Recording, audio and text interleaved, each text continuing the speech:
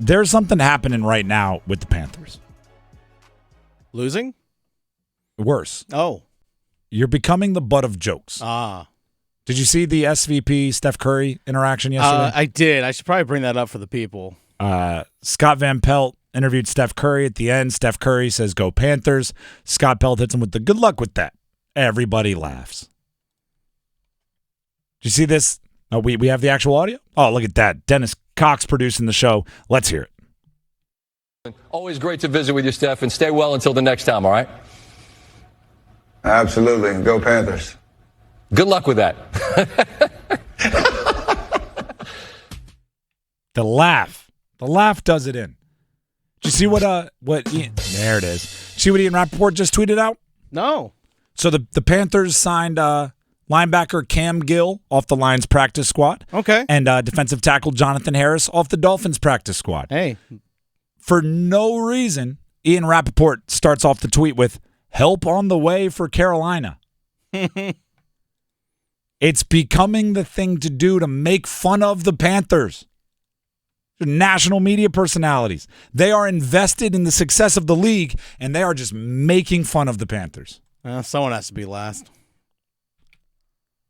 It's not going to get better soon. Might even get worse. You are going to have commitment and buy-in, and you're going to have players with 2 feet in the deep end, because you're going to have to deal with stuff like that. And you can't be thin-skinned, and you got to be willing to put in the work. If Diontae Johnson wants out, I can't emphasize this enough. See ya. The Panthers have no loyalty to Diontae Johnson, and they shouldn't. Dave Canales, as you'll hear right here, said the wide receivers, as a group, taking a step back. Rough day. Not detailed football. I thought we were taking strides with that group. They were showing up and making plays. This week was a challenge. And as coaches, we got to look at the plan. Are we doing too much with these guys? Are we moving them around too much?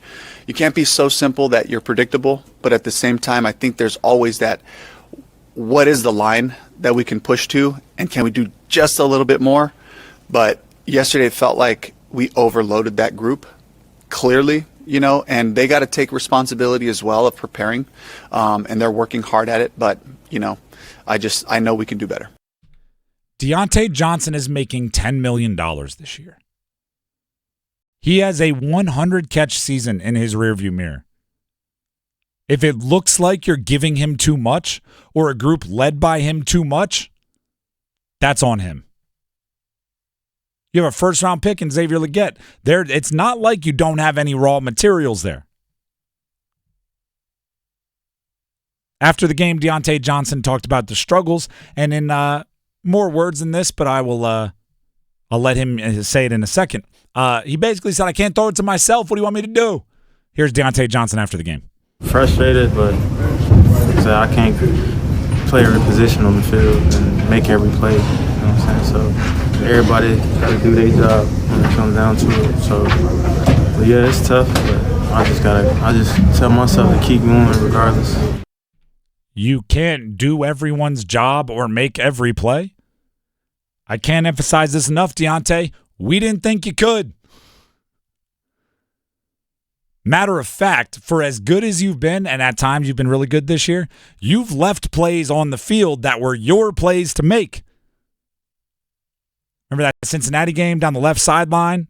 Perfectly placed ball by Andy Dalton into your fingertips, couldn't reel it in. Oh, yeah, the one you didn't catch. Remember the crosser in the end zone where you tried to catch it with your body and you didn't catch it even though it should have been a touchdown? We're not asking you to make everybody's plays.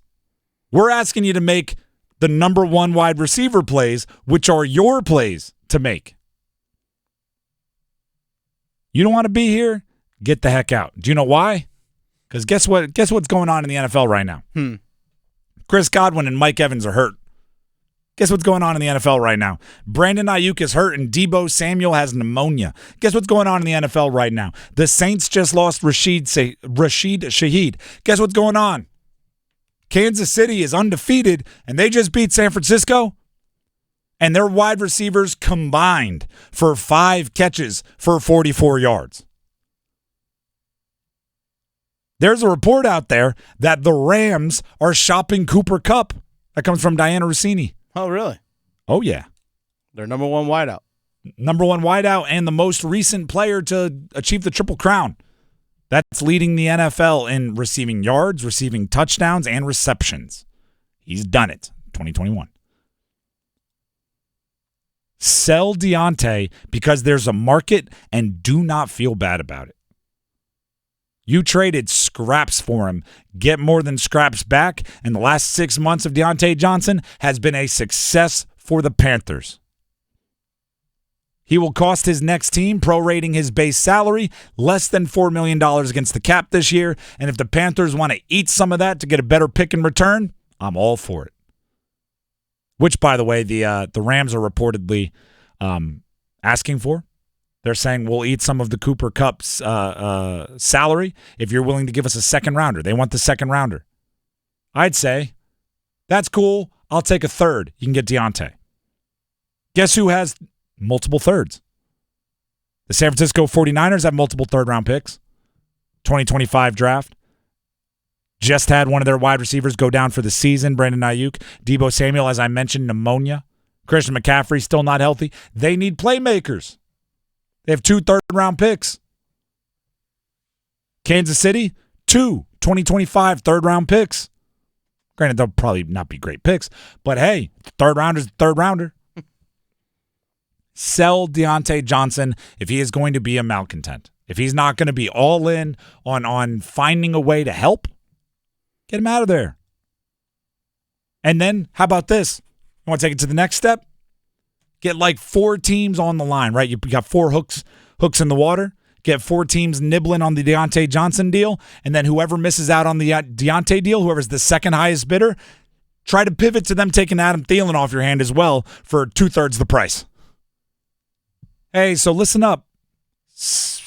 Cowboys who need someone other than CeeDee Lamb. We're going to give Diontae to the Chiefs because they're giving us a third rounder and a conditional 5th.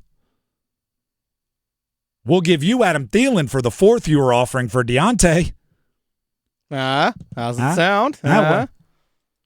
What about a 3rd, 4th pick swap? Let's figure something out here. Let's make it work because the Panthers don't have time for veterans that think this is about them. And I'm not even saying they shouldn't think it's about them. Right? I've had conversations with NFL players, some of them on this show, where it's very obvious that, you know, once your season is lost, there are guys thinking about their next contract. It is a business, and it is always a business. So if that's what they have to do, cool. Have it be a business in your direction as well, and send them packing for some value. You either have to be all in towards building the Panthers 1% a day, or get gone.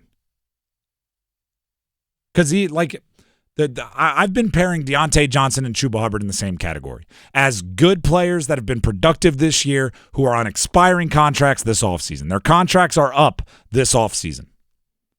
Diontae Johnson, in maybe the traditional wide receiver way, doesn't seem like he's going to be more calm, cool, and collected as this season deteriorates.